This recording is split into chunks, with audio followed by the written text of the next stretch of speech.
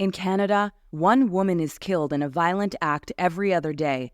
The spike in domestic violence that began during the pandemic is still on the rise. Numbers in Canada have leapt by 27% since 2019, and in Israel, the situation is just as critical, with 16 Israeli women already murdered this year. True to its mission, CHW is stepping up to support emergency services in Canada and Israel at this critical time. Help CHW empower victims of domestic violence by supporting the 27-hour SOS crowdfunding campaign. From August 22nd to 23rd, every dollar will be quadrupled when you donate online at chwsos.ca. On to our paper, then the brachot, and then we're going to stand with our brachot. Good morning. That's the sound of Prime Minister Justin Trudeau visiting Ottawa Jewish Community School last year, right before Rosh Hashanah. Firstly, it's just fun to see Trudeau giving his full attention to smearing a glue stick across yellow construction paper and pasting on a blessing over apples and honey with the rest of the students. But really, it speaks to how important day schools are, and Jewish education more broadly to many Jewish Canadians. And being so important, I think it's important for the community to ask, what are we getting from these schools? What's their long-term effectiveness in terms of building Jewish identity? And knowing the extreme costs, how do these effects stack up against other potentially cheaper forms of Jewish education? After-school programs, summer camps, Birthright. If Canadian Jewish parents are collectively paying out tens of millions for a product, I think it's fair to ask, is it working? Dr. Yehudah Kurtzer, a leading thinker on Jewish identity education, said that one place to start answering the question is just by noticing how different Jewish life is now than it was 50 years ago, let alone 100 years ago, when the models for modern Jewish education were first created. The overwhelming framework for Jewish identity is assimilative. That was kind of the goal of many Jews who moved to North America, was figure out a way to make our identities work within this broader cultural context, assimilative. And now we ask, after basically 100 years of unexpected success, what do we have to do to kind of hold back against the assimilative tendencies of the cultures that we're in?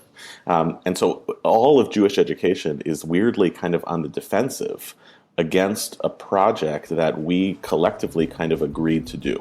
I'm Avi Finegold, host of Bonjour Chai, filling in for Ellen Bessner, and this is what Jewish Canada sounds like for Thursday, August 24th, 2023. Welcome to the CJN Daily, sponsored by Metropia.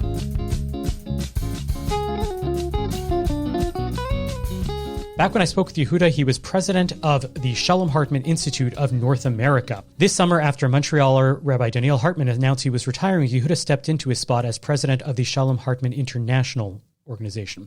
We had a fascinating conversation about what qualifies as success for a Jewish education and what parents in the broader community should expect out of these institutions. All that right after a word from our sponsors. Beth David Hebrew School is now accepting new students. One of Toronto's most dynamic, egalitarian, conservative congregations is offering personalized Hebrew lessons, hands-on learning, exciting field trips, and small group activities, all with a hot dinner included. This is Jewish exploration that will last your children a lifetime. Classes run weekly on Monday nights from 5 to 7:15 p.m. starting September 18th. To learn more and enroll, visit bethdavid.com or email Adina, that's ADINA, at bethdavid.com. Here with us today is one of the leading observers of North American Jewish life, Dr. Yehudah Kurtzer. Yehudah is the president of the Shalom Hartman Institute of North America and the host of the Identity Crisis podcast. Yehudah, welcome to Bonjour Chai. Thanks for having me. Okay, so why don't we dive right in? There is this perception that we have a lot of kids going through day school, but they don't actually come out with a thick Jewish identity. And when we were pondering this question amongst others, it seemed as if the actual role of day schools have very different meanings for many different groups, as well as what qualifies as success has changed over time, right? So we can start by going into some of that first, right? So to look at what is the actual role of day schools, is it about socialization? Is it about knowledge, the idea of yediot, certain basic ideas of Judaism that have to come through? Is it about Jewish values? And then maybe we can spend some time going into where things have come from and where do you think they're going? Great. So, I think one of the first questions we have to ask whenever we have a conversation like this is not just what is Jewish education or Jewish day school supposed to achieve, but what is the climate in which we're in, and to use that as a means of trying to understand why something is or isn't working. Right? It's not that Jewish day schools or camps or supplemental schools or whatever it is are merely in a vacuum and then we can say this does X better.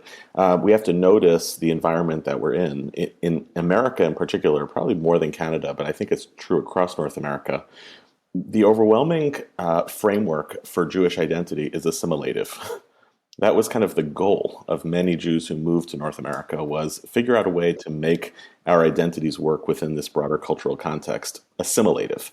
And now we ask, after basically 100 years of unexpected success, what do we have to do to kind of hold back against the assimilative tendencies of the cultures that we're in?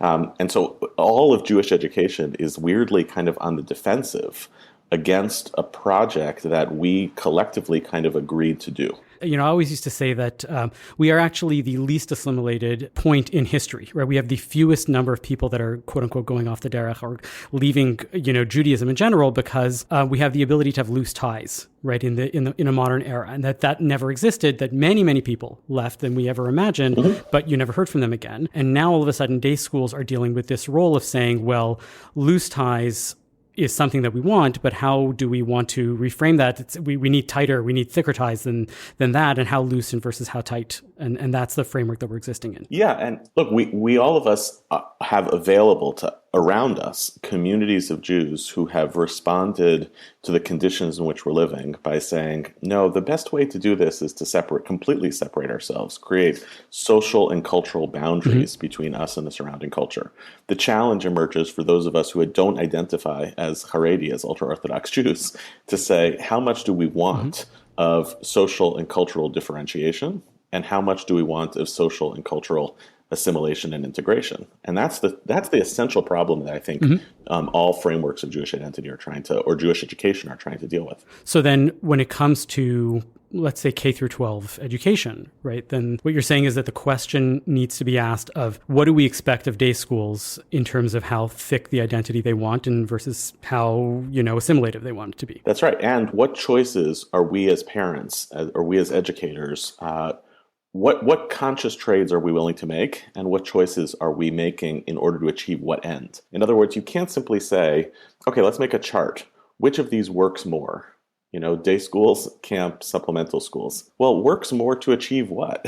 Do I want my kids to know more about Judaism? Do I want them to principally have Jewish friends? Do I want them to live a life in which the Jewish calendar is primary compared to the secular calendar? So once I can solve those questions, then, depending on the kind of Jewish identity I want to get on the other end, camp might be a better option and day school might be a better option.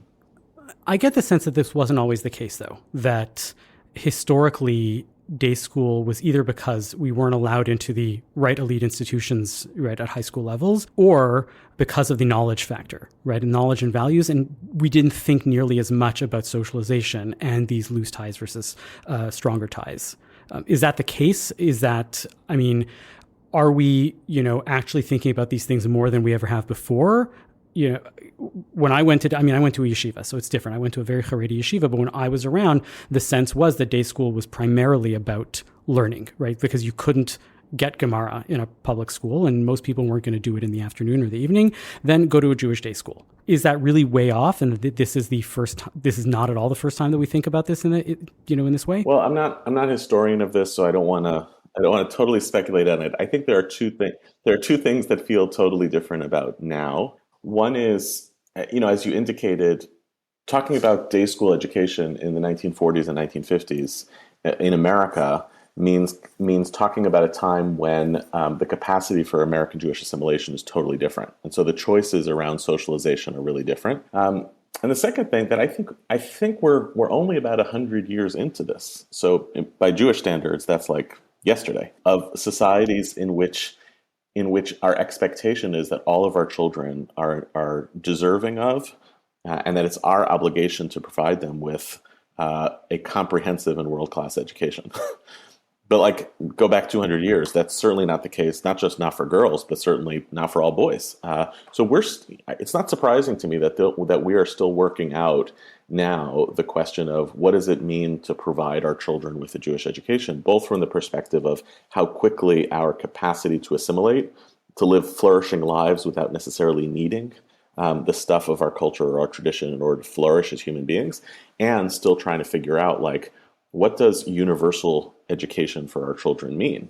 We, as a Jewish society, we're still relatively new to that story. Yeah, and I think that, to add on top of that is that we're finally at the point where we're comfortable enough where we do expect all the things. We do expect, even if we don't want it, we expect the world-class education, right? Whether in the Orthodox world or the non-Orthodox world, right? If you're at a world-class non-Orthodox Jewish high school like Frankel or Gann Academy, in the States, where they say, we're giving you the world-class secular education, but we're also giving you the world-class, knowledge, Jewish knowledge that you're learning, and you're going to learn Chumash with the BDB, and you're going to learn Talmud with all of the, methodologies and all the, however that's going to work. And then in the Orthodox side, the excellent schools are the ones that are, when I taught at Maimonides in Boston, it was about excellence. It was about, we don't make a difference between saying that Gemara class is the important thing and math is, sort of on the side. We want them, we expect those things to be fully excellent. And that complicates things when you're not in a place where excellence is possible. And so you say to yourself, I wish I was in Baltimore where we had those choices. I wish I was in Riverdale where I can go to all these different places. So we're finally at that place where we expect all those things, but we often don't have access to them. Yeah, and to even make it worse, this is my colleague, Dr. Rivka Schwartz, talks about this quite a bit. She's a senior administrator at SAR High School. She says within the Orthodox community, there's a dual expectations that our schools be both excellent and affordable. But when you actually probe the question of what excellence looks like, it means a world-class secular education that's going to get kids into elite schools, a wide set of clubs and activities and all these other offerings, a fantastic Judaic education, and excellent facilities. And what that means is you're building elite prep schools, and that's great. If that's what you want for your children, that's great. It's just not realistic at the same time to then be upset when day school education is not affordable. Yeah, and it's funny because it's way more affordable here in Quebec, even more so than in Ontario. We actually get a reasonable amount of subsidies from the government, but even then, it's still way more expensive. And we sit there and we worry about it, and we talk about it, and then that becomes yet another confounding variable. How much are we willing to spend for these types of things? All right, so maybe we can take it from the reverse, right? What should we not expect day school education to provide for us, right? We seem to be putting everything in. So if we're going to go and say, well, how do we make it realistic that people actually might be happy with their schools, right? Maybe we should, seed certain things into people's minds and say, don't expect your day school to do this and don't expect your day school to do that. And then maybe we can start working at it. Again, you're not the expert, but you have ideas, yeah. I'm guessing. It's a complicated question for me because my wife Stephanie is the head of a day school, and so what I'm going to say now, I say very lovingly, which is, I think the first thing we have to do as parents or as community leaders around any institution of Jewish life, and especially around schools, is to know that they are not solely responsible for whatever outcomes that we want to create, and to come up with the calculus of how much do we actually want them to achieve their objectives, and what onus is on us to act in complementary ways towards their education. Another way of saying it is, you're always going to have to supplement and sometimes counter what happens in the context of what your children learn in school in order to get them your children to a place where you want them to go. So I don't know what the percentage is. Is it, once it's below 70%, then maybe it's not the right school for you. If you're fully countering what the school is doing or complementing, then maybe it's just too much and you have to look at other options. But I just try to take an approach of, this school is going to get us 70 to 80% of what we need. And then a lot of us falls on the household. And truthfully, that's been the story for Jews for a long time. Institutions are never supposed to replace our convictions and our households in terms of our primary responsibility to educate our children. To me, it feels to me like if we could kind of universalize that approach, you would have a lot less griping about the failures of our schools, because they're only supposed to get 70% of the way there, and the rest of the onus or responsibility falls on us. I actually said this last week, and I'm curious, where you think this can or should go, in that I think, and based on what you were saying earlier, in terms of like the eras that we're in now, I think we're in the first era where we are sending kids to school, not we necessarily, you or me, but people are sending their kids to Jewish day school with the expectation that that is going to be the Jewish life, and that it's not going to be done at home. And that's where a lot of the failures are happening, where we say, well, you're not coming out with a thick Jewish identity. It's, how do you expect somebody to have that thick Jewish identity if we live something very, very different at home? We don't keep Shabbat. We go skiing, for the weekends. We don't go to shul. Kosher is something you learn in school as opposed to something that you do at home. And yet, we wonder why, there's failure, quote unquote, in the day school system. And I think that that's probably the first time in history where something like that is happening. And that speaks directly to what you're saying. And what I had said was even beyond the 70 to 80%. I think that it's 100%. If you're not invested in doing Jewish, right, in a significantly aligned way at home, then you are throwing away your money. Well, throwing away your money is a big statement. Another way of saying it is you can expect you're going to get something out of it, but you can't realistically expect the transformation of your children in an educational environment if it's not a collective commitment. And this goes in both directions. It's not just like I'm not observant, but the school is observant, and I want my kids to come away with that. It also comes from the perspective of, I don't fully align ideologically with the school. Okay, then that's your responsibility to help bridge that gap for your children, to help them understand what are the places where we disagree with what the school does, and for them to turn those into rational choices. We've been playing this out in our home because we belong to a conservative synagogue. We send two of our kids to an Orthodox day school, and one of our kids is in a community day school, and we disagree every day with something that our kids are learning in a community day school and something that our kids are learning in an Orthodox day school, and that's what we talk about at dinner. It sounds like you're in my brain right now. That's your job to talk about it at dinner, and to not simply say, I want my children to absorb and take and therefore be shaped by this environment, and I certainly don't want them to be constantly rejecting that environment because of what we're teaching them at home. If you want to hear the full conversation, search for Bonjour Chai wherever you listen to podcasts or visit thecjn.ca/bonjour. And that's what Jewish Canada sounds like for this episode of the CJN Daily, sponsored by Metropia. Integrity, community, quality, and customer care. Thanks for listening.